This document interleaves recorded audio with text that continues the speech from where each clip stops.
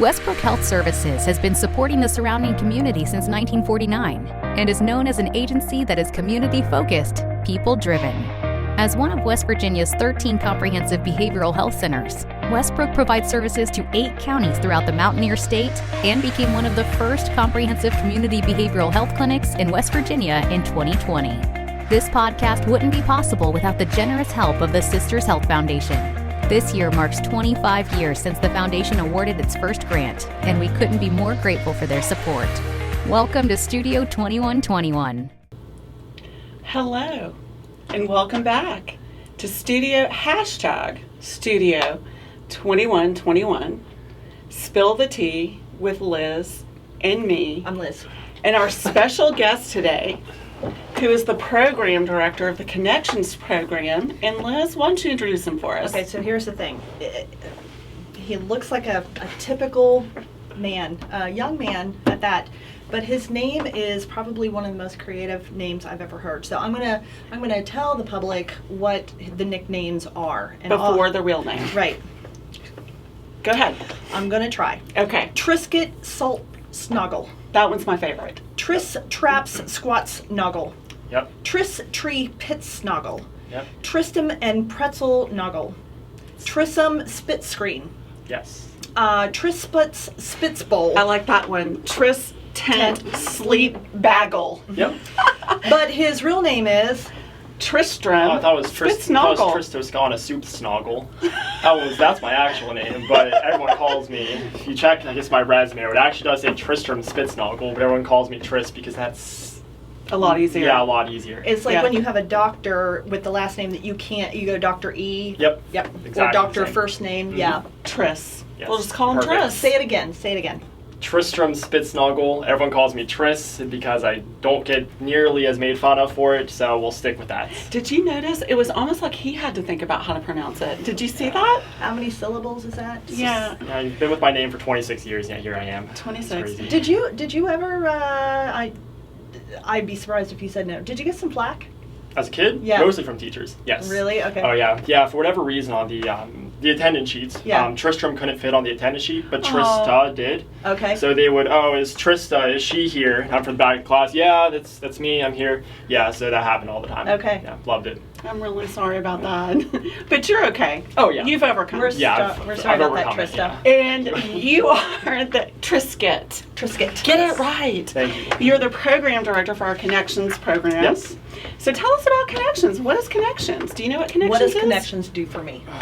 For you, yeah. Probably nothing. Okay. I'll be honest. Okay. So Connections helps people who are homeless or about to be homeless. So if they are couch surfing or...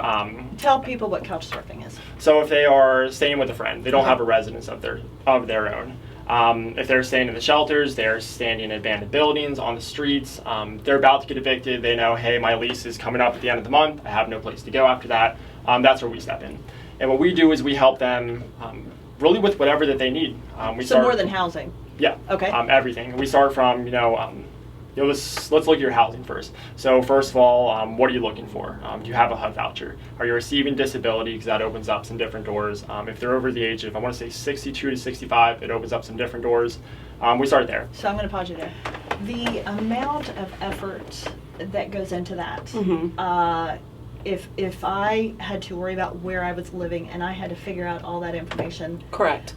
That's what he does. Yes. So you don't have to. So I don't have to. But here's the part that he hasn't gotten overwhelming. to yet.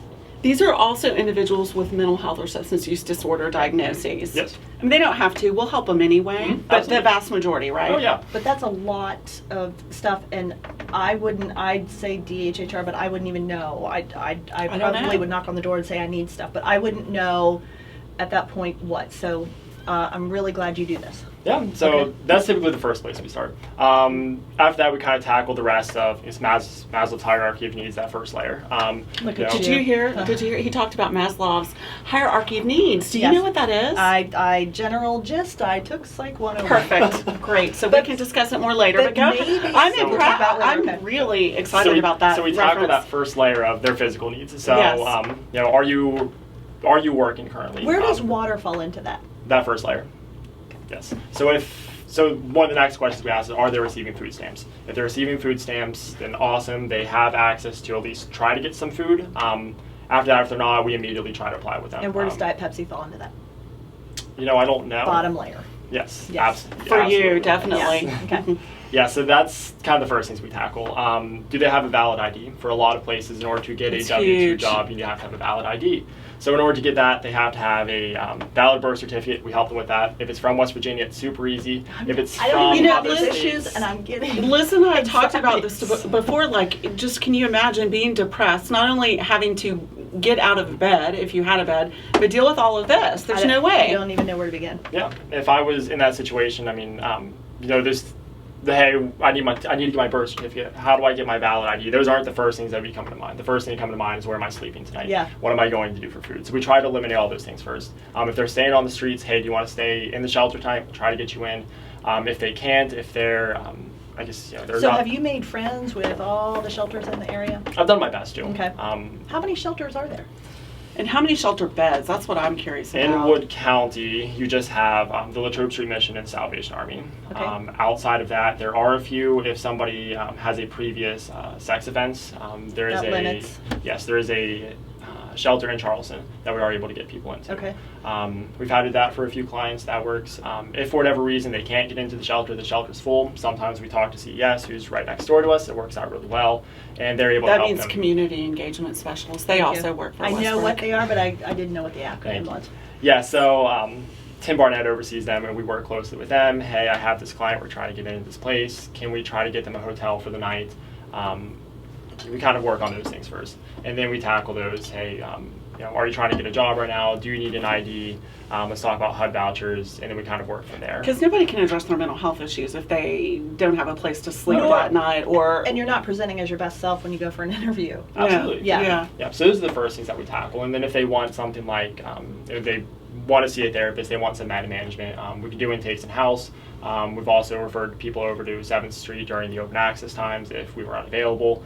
Is that set schedule, or does that vary? open access. I think it's now set. It's changed a little bit. Okay. So I don't want to quote it. Right. But I do hear that in the description of the podcast will be our phone numbers. Okay. Where someone can call and Okay, ask. great. Or if they are detoxing, we call the CSU, we take them to the BHU. We've referred people out to St. Joe's, Clean and Clear, Amity, Exodus, Genesis, all the treatment facilities in the area. I'm really trying to tackle whatever it is that they need. For a lot of the people, housing isn't something we just come across overnight. So for a lot of people, they are worried that, hey, I can't stay in the shelter. Hey, they are using, and we can kind of pitch the idea, hey, well, if you are trying to get clean, you go to the CSU, we can go to a short term like Amity, and then a long term, and by then, you might have your HUD voucher, you might have a job lined up, like all these things kind of fall into place. So we try to work really closely with like Amity and Exodus and I have two Genesis too. questions. Absolutely. Okay, so how often, I know it's not cookie cutter, how often do you touch base with people?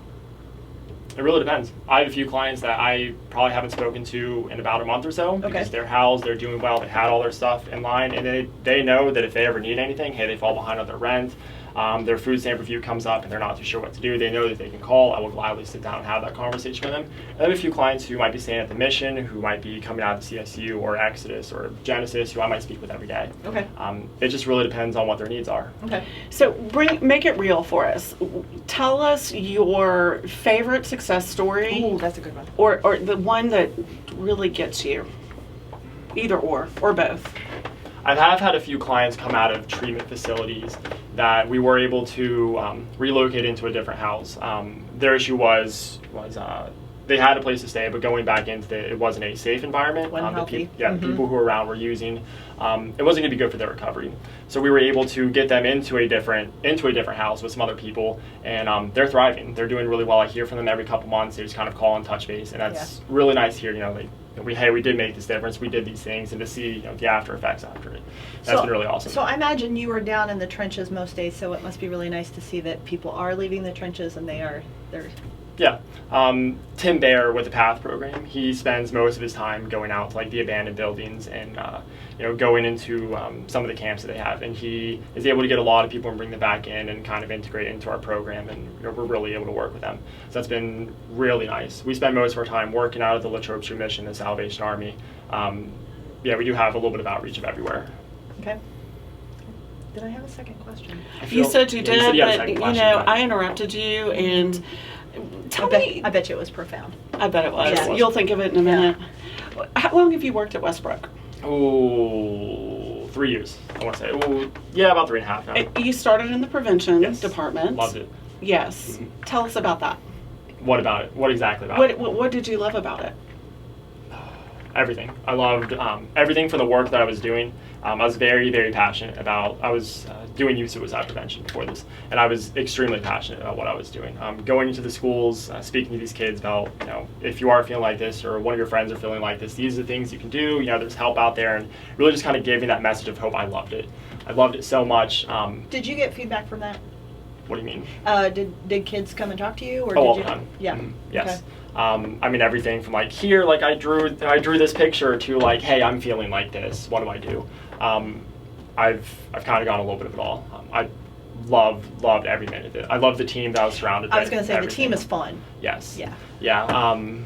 Yeah. No, the team was awesome. I loved doing those prevention events and going out in the community and doing all those fun things. Which that was the year that we held the pool party at Jackson, which I loved just doing things with them and going out into So the you community got and doing paid different things. to go to the pool. Unfortunately, I wasn't because I was at a different event, but there were people who were getting paid I would like to for talk it. about that. I would like to talk about that. You want that job? I want that. It is a fantastic job. I want that in my contract. I love Yeah. it. Yeah. Did you see how his face lit up when he was Yeah, talking passion. about it? Yeah. Oh yeah, I'm so part of like AFSP, and I try to keep in touch with Prevent Suicide West Virginia, all the great things that they're doing. Yeah, I love it. I loved every minute of the time I spent there. After a while, I felt like I wanted to do more. I'd gone to what I felt like all of the schools in the region. I would go in and kids would recognize me, which is awesome. But I wanted to do more. And then this program opened up, and I loved the idea of you know, kind of meeting these people where they are. A lot of these people have never had any interaction with social work or mental health. What is the word I'm looking for? When you meet people where they are, it is like when you find that niche and you're able to meet them where they are. Rewarding. I would say Because rewarding. not everybody can do that. No. Yeah. It's extremely rewarding. I want to say it's kind of like that in all fields. I mean, there are days where, you know, everything just seems to go really wrong, and then there are days where everything just seems to go really right. And, you know, you hear about these people who, you know, might have gone into a place and it didn't work out, and, okay, that's really unfortunate, let's start back over, and you start rebuilding with them, you do all these things, and then you hear the stories of, hey, we did all these things, and it went right, and now they're in this place, and they're sustained, they're working, you know, they're getting They their don't need you disability or anymore. whatever. They Yes, don't need you anymore. That is the goal. Yeah. It's to I like just a help people parent. to where they don't need me. It's like a parent. You try to get them independent, but then they leave you. It's just I know. heartbreaking. I know. How do you feel about being a supervisor? Because that's a newer gig for you. Because how long have you been in this position? 2 years now. Really? Maybe a year and COVID? actually getting close to years. That Yeah, went by COVID. so But you've had 4 fast. years because of COVID. Yeah, Yes. that's rough. So you've been a supervisor for 2 years, and how's that working out for you? Oh, I love it. You do? Yes. Are you a good boss? Would we want to work for you? As much as you love prevention? Do I love being a supervisor as much as I love prevention? No, the answer's no. Actually, probably yeah. Oh, I really enjoy my team. I really enjoy the atmosphere that we've built around. Who's on your team? I have Dalton Duvall, Aaron Yater. Tim Bear technically falls under Tim Barnett and I. It's a little weird. And then I also have Rebecca Gandy Okay. out of Jobs and Hope. I heard Tim Bear is the Oprah of finding housing. You get a house, and you get a house. It's incredible. Yeah. Yeah, he Yes. definitely has a skill set. No doubt. So tell me more about, you said the environment you've created. What is this environment, Here we and go. how do we get it? I fully believe, you know, like if the world was perfect, like no one would have to work, like I could just cater to my 17 dogs out in the country, and that would be that. He doesn't really have 17 dogs. Just No, so I you do know. not have 17. I have one cat, and I love her. Yeah. What's her name? Her name is Biscuit. I love her so much. Biscuits. Okay. Yeah, so you know, I understand that. I worked retail before this, and it was terrible to say the least. Wasn't for me. So, you know, I really try to bond with my team. You know, the employee appreciation raffle coming up. So instead of just, hey, here's your ticket, here you go, I actually wrote them all like individualized thank you cards. Like, hey, this is what you're appreciated for. Thank you, I see you. That's nice. We've done things before where Your boss should do that for you. She should. we just had a luncheon with Building 2, so we try to stay Who's close Building to 2? That's Building 2 is prevention. who do all the fun things. Yeah. Yes. Lots of socializing. Yes. So we try to stay close to some of the other departments. It's important to do that. We talk Absolutely. about fun things because we like to have fun at work. You have to. What Yes. I've noticed Makes you more about productive. prevention and connections is that, and maybe it's 49-year-old talking, but when I look at them, I'm like, look at those hip kids. They're all hip. They're all fun. They've got the gadgets. They got the lingo. They got the coolness. Yeah. And then there's me. Grandma. My back hurts. No, I love it, and I really try to. I keep an open door. I actually have a chessboard that mounts to my wall. I And my saw coworkers that. will come in and actually just make a move and just play me every now and again. Like my team talks to me like, "Oh, I had Dungeons and Dragons over the weekend. These are the cool things that we did." I'm like, "That's really cool." So if they're passionate about something. Just to be clear, is it cool? Super cool. No, D&D? I'm extremely lame. I'm not going to lie about that. Okay. Yes. He's lame. He's lame. I would have never bought No. that. Very No. lame. Yeah, so I try to, I understand that, if I didn't have to work, I'd cater my 17 dogs that I don't have, try to do fun things, like have lunches with building too. Have names on your door like Triscuit, Have fun names on our Salt door. Snuggles, Yes, Cracker. Have a game of chess going up on the board. Every now and again I'll walk by and we'll play a game of Hangman, or, we'll do weird things like that, just kind of, break us out of the flow of just... It's so important, and it allows you to really focus more on the hard work that you're Yeah. doing. Yeah. Yeah. Are you trying to get my attention? No, I'm not. Oh, okay. No, that's just checking. It does help. That's me. It really does help kind of break up the I think it flow of does, everything. because the work is stressful. I mean, It you is. see so many sad stories, but I think clearly you're here because you are impacting people. I don't want to speak for you. Is that why you're here? I like to think I'm impacting people. It sounds like you're impacting people. Yeah. Yes. I know retail wasn't for you, but what brought you to Westbrook? So going into college, I didn't really know what I wanted to go for. I went to college mostly because You I played wanted... tennis, I think. Actually, that was pretty much it. I wanted to play Where'd you tennis go? I went to Davis and Elkins Okay. College. I really wanted to play tennis at a collegiate level. That was like my goal growing up. I wanted to pursue it. I didn't know what I wanted to major in. I was good at working with people. Social work kind of appealed to me.